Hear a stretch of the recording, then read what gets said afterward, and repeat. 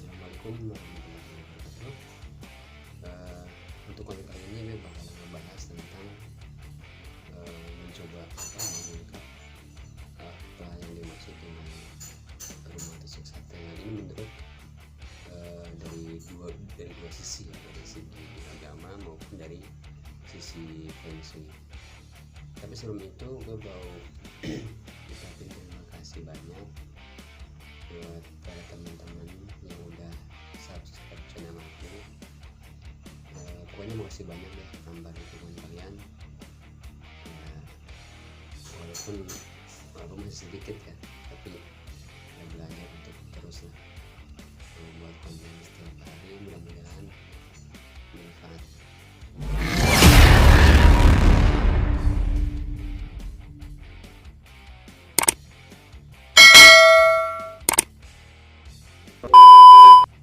Oke, kita bahas lagi ke kontennya. Terima kasih banyak untuk konten channel ini. Istilah tusuk sate itu menurut dari segi apa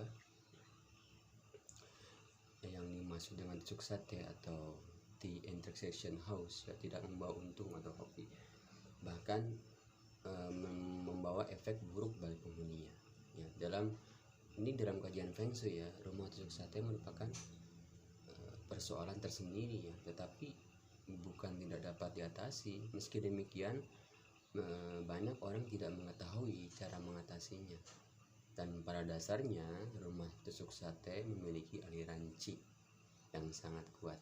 Ini menurut feng shui dulu ya yang kita bahas. Hingga aliran qi tersebut bisa rusak ya. Feng shui jadi menganalogikan hal ini seperti aliran angin yang masuk ke dalam lorong, dan rumah tusuk sate yang letaknya ada di bawah lebih rendah dari permukaan, maksudnya lebih sulit diatasi dibanding rumah yang posisinya di atas jalan. Tetapi jika rumah memiliki tanah yang luas di atas 300 meter persegi misalnya, hal itu masih bisa diatasi. Dan ini masih menurut feng shui, rumah ditusuk sate bisa mendatangkan berbagai keburukan jika si penghuni tidak cocok dengan lokasi tersebut atau jika keberuntungannya sedang turun. Dan keburukan yang bisa datang bagi penghuninya adalah semua hal bisa terasa serba salah. Kesehatan menurun, kadang sering sakit-sakitan, keuangan menipis, dan keharmonisan keluarga bahkan memburuk. Tetapi sebaliknya, jika feng shui penghuni cocok dengan lokasi tusuk sate, justru kesehatan dan keuangan, keharmonisan keluarga justru semakin membaik. Dan hal ini disebabkan aliran qi yang kuat di lokasi tersebut. Antisipasi rumah tusuk sate menurut feng shui, ada beberapa hal yang dapat dilakukan praktisi feng shui untuk mengatasi kondisi rumah ditusuk sate. Yang metode pertama adalah dengan melihat kuah atau gua atau calon penghuni ya. Kuah terbagi menjadi 3, yaitu kuat, sedang, dan lemah. Kuah kuat adalah 2, 5, dan 9 ya. KUA lemah, saya ulangi ya, KUA kuat adalah nomor 2, 5, dan 9. Sedangkan KUA lemah 1, 6, dan 8. Sementara KUA sedang yakni 3, 4, dan 7. Penghuni yang memiliki KUA kuat justru cocok jika tinggal di rumah tusuk sate. Sebaliknya, mereka yang memiliki KUA lemah tidak dianjurkan tinggal di tusuk sate. Sementara penghuni yang memiliki KUA sedang, baik atau buruknya tinggal di hunian rumah tusuk sate tersebut tergantung peruntungan atau hokinya ya. Jadi terkadang bisa baik, terkadang juga ya bisa buruk. Dan cara menghitung KUA itu untuk laki-laki angka 100 ya. Saya ulangi. Cara menghitung KUA untuk laki-laki angka 100 dikurangi 2 angka terakhir tahun kelahiran, kemudian dibagi 9. Sisa dari hasilnya adalah angka KUA. Contoh misalkan laki-laki lahir tahun 1954 ya. Jadi tinggal 100 dikurangi 54 sama dengan 46 dibagi 9 6 bagi 9 berarti sisanya 5. Sisa 1 berarti ya, angka akuannya adalah 1. Dan untuk wanita 2 angka terakhir tahun kelahiran dikurangi 4, kemudian hasilnya dibagi 9, sisa yang didapat yaitu kuanya itu. Nah, itu kita berbicara mitos cucuk sate menurut Feng Shui. Dan bagaimana menurut pandangan Islam sendiri gitu tentang ajaran Islam. Nah, di sini kita kumpas, kita gali ya mitos-mitos yang berada di seputaran lingkungan kita, termasuk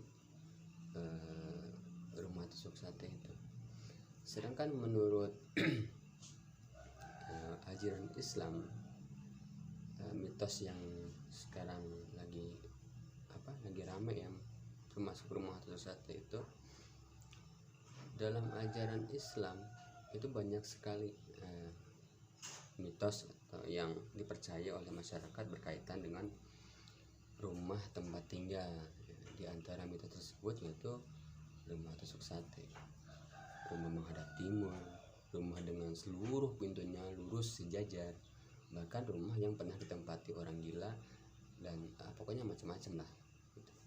Jadi mitos rumah tusuk sate merupakan sebutan untuk rumah yang terletak tepat di ujung pertigaan dan terkesan seperti memaku jalan. Ini masih menurut mitos. Rumah dengan kondisi ini dapat mendatangkan bencana, kesialan, atau bahkan berujung kematian. Ya. Jadi mitos rumah yang menghadap ke timur diyakini menjadikan penghuninya dihadapkan berbagai macam masalah. Ini mulai dari pertengkaran bisa terjadi antar anggota keluarga, bahkan sering sakit-sakitan sampai sulit mendapatkan rezeki. Mitos pada rumah dengan seluruh pintunya lurus sejajar dari depan sampai belakang dipercaya bahwa rezeki yang diperoleh penghuninya akan cepat habis. Sedangkan masih kita dapati pula sebagian penduduk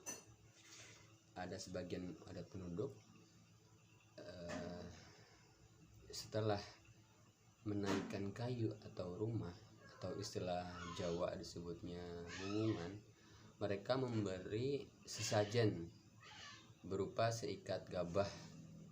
Gabah itu kayak padi gitu, yang pokoknya padi yang masih ranggeman lah kalau bahasa Sundanya itu. Bisa juga standan pisang, terus selembar kain. Biasanya itu berupa, kan suka banyak tuh kita lihat kalau misalkan seseorang lagi ngebangun satu rumah itu pasti selalu dikaitkan mitosnya itu kayak dikasih pisang, terus dikasih gabah itu tadi. Biasanya pakai bendera merah putih kalau nggak salah.